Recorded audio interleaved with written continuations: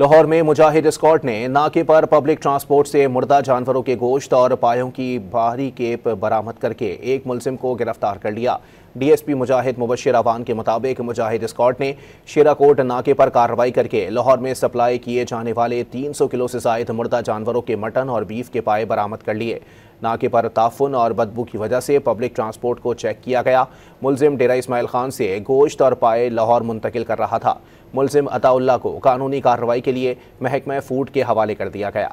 लाहौर में मुजाहिद स्क्वाड ने नाके पर पब्लिक ट्रांसपोर्ट से मुर्दा जानवरों के गोश्त और पायों की भारी केप बरामद करके एक मुलजिम को गिरफ्तार कर लिया। डीएसपी मुजाहिद मुबश्शिर अवान के मुताबिक मुजाहिद स्क्वाड ने शेराकोट नाके पर कार्रवाई करके लाहौर में सप्लाई किए जाने वाले 300 किलो से ज़ायद मुर्दा जानवरों के मटन और बीफ के पाए बरामद कर लिए।